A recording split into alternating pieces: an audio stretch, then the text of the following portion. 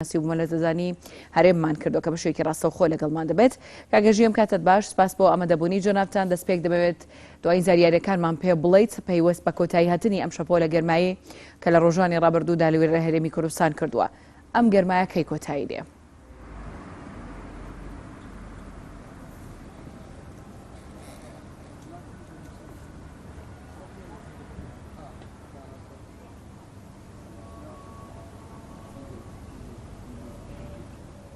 کاگەژیە گەرگوێبیستی بنی پرسیارەکەت بۆ دووبارە ئەکەمەوە دەمانەوەیت پەیوەست بەو شەپۆ لە گەرمایی کە ڕووی لە هەرێمی کوردستان کردووە لە چەند ڕۆژی ڕابردوودا و تا ئێستاش بەردەوامی هەیە زانیاریەکانمان پێ بڵێیت کەی ئەم شەپۆلی گەرمایە کۆتایی پێدێت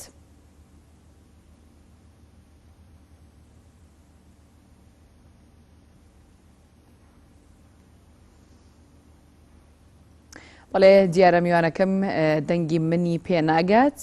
ئێمە هەوڵەدەین گرفتەکە چارەسەر بکەین هەڵبەتە لە ماوەی ڕابردوودا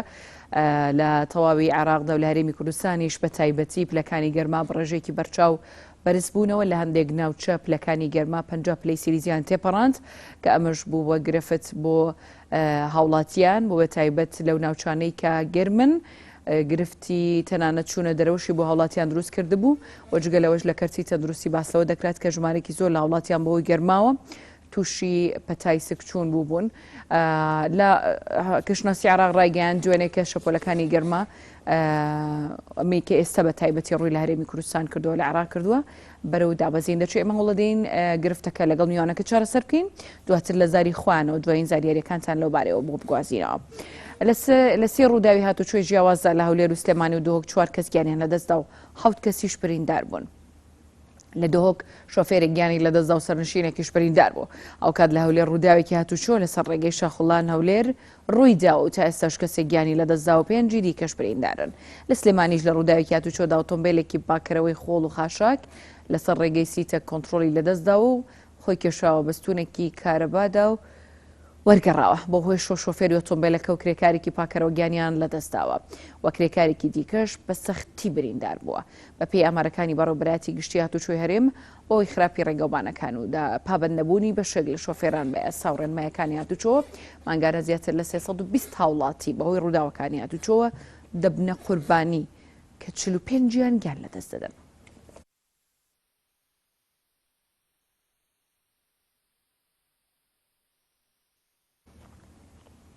حکوومەتی هەرێم پابەند نەبووە بە بەڵێنەکەی خۆیەوە بۆ دابینکردنی 14 کاتژمێر کارەبا لە ڕۆژانی جەژندا و بە تێکرا 10 کاتژمێر کارەبای نیشتیمانی بە هاوڵاتیان درراوە چاوگێک لە کۆنتڕۆلی ناوەندی دابشکردنی کارەبا بە NRT ڕاگەیاند لە ڕۆژانی جەژندا بەرەمێنان 2400 مێگاوات کارەبا بووە کە بە تێکرا بەشی تەنها 10 کاتژمێر کارەبای کردو بۆ هاوڵاتیان ئەوەش لە کاتێکدا وەزارەتی کارەبا لە ڕاگەندراوێک دامەژەی بۆ کردووە بە پشتبەستن بە بەرەمێنانی 3400 مێگاوات کارەبا لە 4 ڕۆژی ڕێژنی قورباندا 14 کاتژمێر کارەبا دەدا تا هاوبەشانی 30 ساڵە حکوومەتی هەرێم نەیتوانیوە کێشەی کارەبا چارەسەر بکە هاوڵاتیانیش بە ناچاری دەبێت پشت بە کارەبای مۆلی دەنا حکوومیەکان ببەستن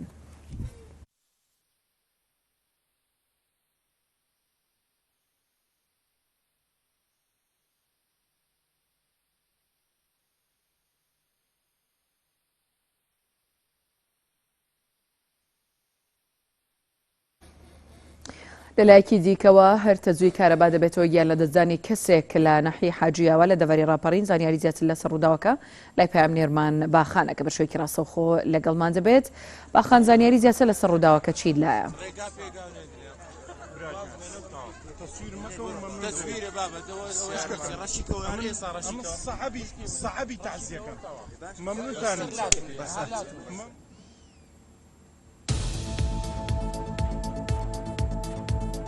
باخان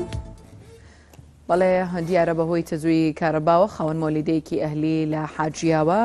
گیانی لەدەستداوە زانیاری زیاتر لە زاری پامنێرمان باخانەوە کە بە شوێکی ڕاستەوخۆ لە حاجیاوە و لە نێو پرسەکەوە لەگەڵمان دەبێت تاوکو و زانیاری زیاتر لەسەر ڕووداوەکە بۆ ئێمە بیرەرانیش بخاتە ڕوو باخان دێمە لای تۆ لەسەر ڕووداوەکە چ زانیاریەکەت لایە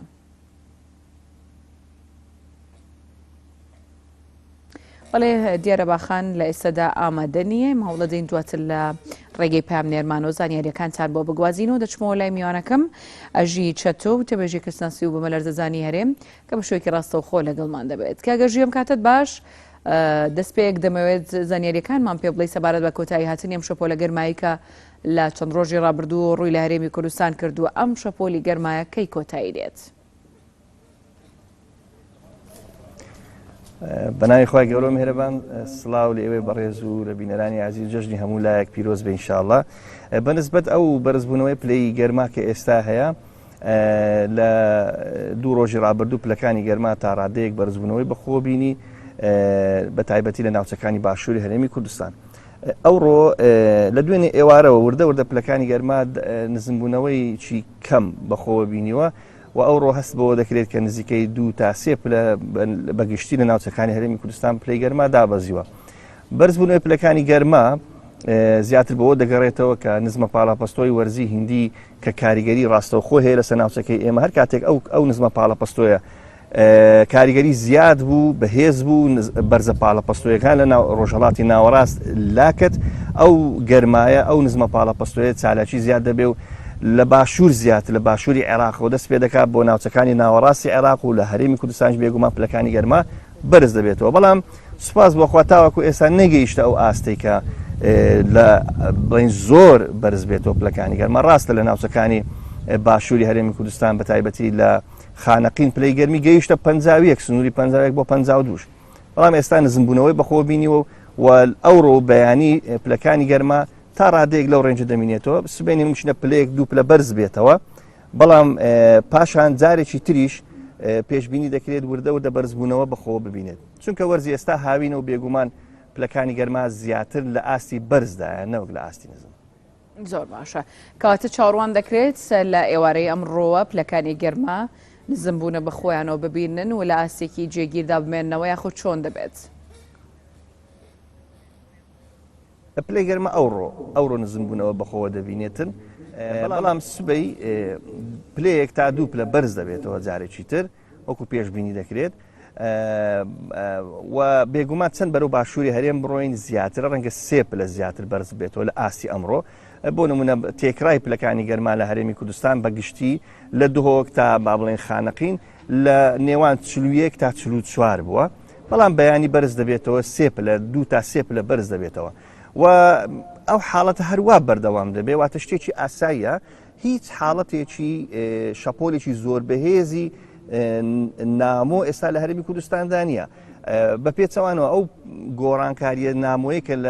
لە دەرەوەی هەرێمی کوردستان هەیە زیاترە لەوەی لە ناو هەرێمی کوردستان هەبیتن بە تایبەتی بارانبارین و لافاو. بەڵام لە ناو هەرێمی کوردستان هەتا ئێستا بەپێ ئەو داهاتانەیە کە لە بەردەستی ئێمە پلەکانی گەرما تا ڕادەیەکی تەواو لە ڕێنجی سروشتی خۆیتی. زۆر باشە دەکرێت بەگشتی باس لە کەشوهەوای هەرێمی کوردستان بکەین بۆ ئەم هاوینە چۆن دەبێت ینی پێشبینیەکانی ئێوە چی دەڵێت پێیوەست بە کەشوهەوای هاوینی ئەم ساڵ بە تایبەت ئێمە ئێستا کە لە ناوەڕاستی هاوین داین؟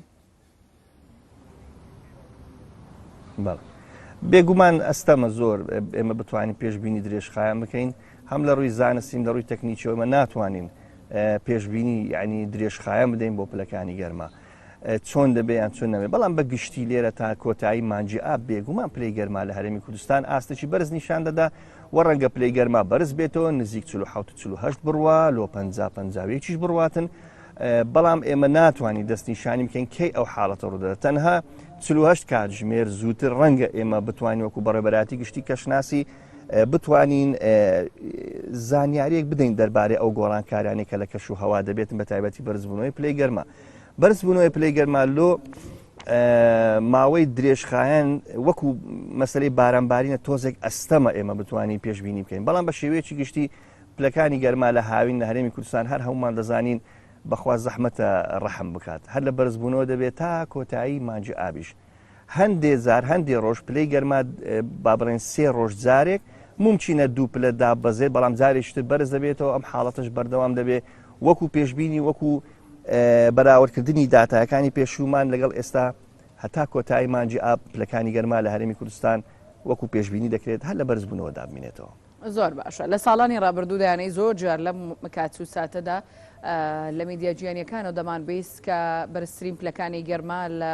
ناوچەکانی باشووری هەرێمی کوردستان بە تایبەت خانەقین و ئەو دەڤرە تۆمار دەکرا. بۆ ئەم ساڵ ئەگەر بڵین لە هەرێمی کوردستان لەسەر ئاستی هەرێمی کوردستان بەرزترین پلە لەکوێ تۆمار کراوە بۆ چەند دەبووە؟ بێگومان پێرێ لە خانەقین 52 تۆمارکرا کاتژمێر 3 دوای نیوەڕۆ چکە بەردەوام لە بەستانداری جیهانی بە پێوە ئامێرانی کە هەیە سعات 3 دوای نیوەڕۆ پلەی گەرما وەردەگیرێت کە بەرزترین پلێرە بۆیە لە خانەقین یەکەم ڕۆژی جەژن کە پێرێ بوو بەرزترین پلەی گەرما لە خانەقین تۆمارکرا کە 52 پلەی سیلیزی بوو و بێگومان لە ناوچەکانی دیکە کەمترە بەڵام گەرمیان بەگشتی و خانەقین بە تایبەتی یەکێکە لە ناوچە گەرمەکان لەسەر ئاستی جیهانیژنەوە تەنها لەسەر ئاستی هەرێمی کوردستان و عێراق.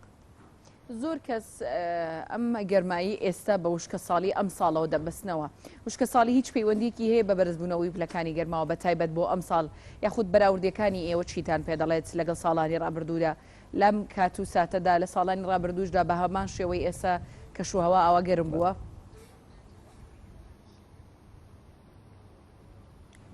بێگومان پلەکانی گەرما ساڵانی پێشتر ئەگەر هەڵە نەبووم لە 2017 ئاستی پێوانەی تۆمار کرد هەولێر گەیشتە سنووری 48 و 49 پلەی سیلیزی بەڵام وشکە ساڵی کەمبارین پەیوەندی بە بەرزبوونەوەی پلەکانی گەرماوە نییە ڕاستە ڕووپۆشی سەوزایی کەم دەبێتەوە و وشکە ساڵی کاریگەری لەسەر کشتتوکاڵ هەیە زیاتر بە تایبەتی کشتتوکاڵی بڵین چێنرا و کە مرۆڤ بەخۆی دەیچێتکو گەنم و دانەوێڵ ئەو بابەتانە